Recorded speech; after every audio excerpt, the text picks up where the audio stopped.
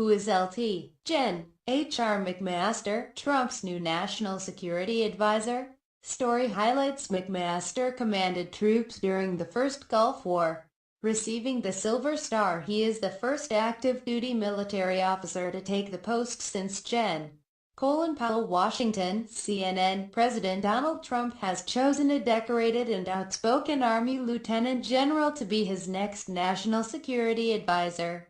He announced his selection of Lt. Gen. H.R. McMaster for the job Monday after retired Lt. Gen. Michael Flynn was forced to resign only weeks into the job. He is a man of tremendous talent and tremendous experience, Trump said of McMaster while announcing the appointment Monday in Palm Beach, Florida. A graduate of the U.S. Military Academy at West Point, McMaster commanded troops during the first Gulf War, receiving the Silver Star for his role commanding a tank during the Battle of 73 Sting, one of the biggest tank battles since World War II. McMaster is also known for his intellectual pursuits, receiving a Ph.D. in history from the University of North Carolina. In 1997, he also wrote a book taking the military to task for aspects of its public posture during the Vietnam War. "I'd just like to say what a privilege it is to be able to continue serving our nation," McMaster said while appearing alongside Trump. "I'm grateful to you for that opportunity, and I look forward to joining the national security team and doing everything I can to advance and protect the interests of the American people." Trump was also flanked by the acting national security advisor, retired Lt. Gen. Keith Kellogg. Kellogg, a decorated Vietnam veteran and campaign advisor to Trump, will return to his duties as Chief of Staff of the National Security Council. McMaster, currently serving as the director of the Army's Capabilities Integration Center, is the first active-duty military officer to take the post since Gen. Powell served in the role during the final years of the Reagan administration.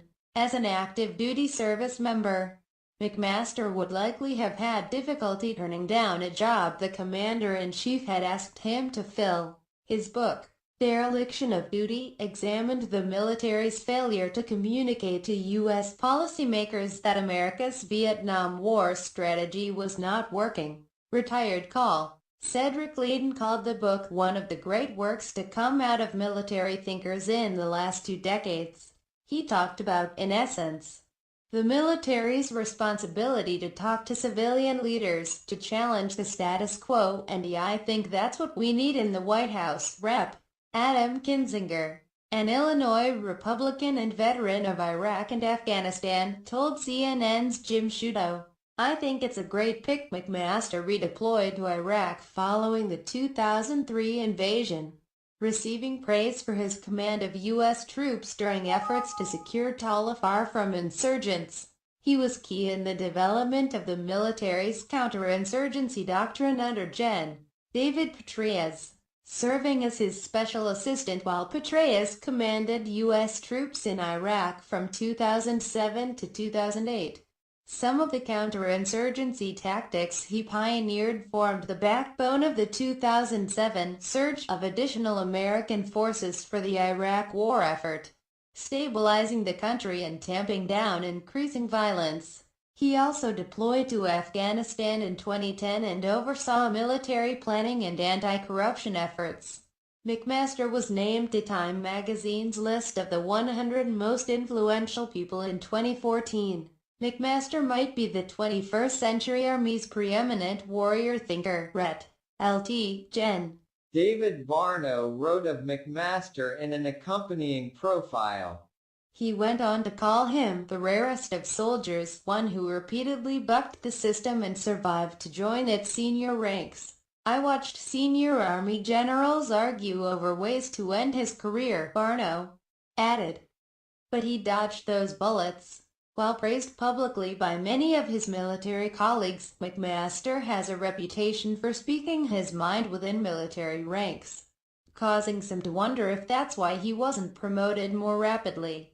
Some believe his advancement was met with some resistance, in part because of his willingness to write publicly about military strategy and having such a high public profile while serving.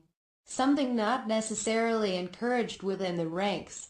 But Sen. John McCain, the Republican chairman of the Armed Services Committee and sometimes Trump critic, offered a quick endorsement of his selection, calling him an outstanding choice for National Security Advisor. I have had the honor of knowing him for many years, and he is a man of genuine intellect, character, and ability. He knows how to succeed, McCain said in a statement, adding, "I give President Trump great credit for this decision," Layton told CNN.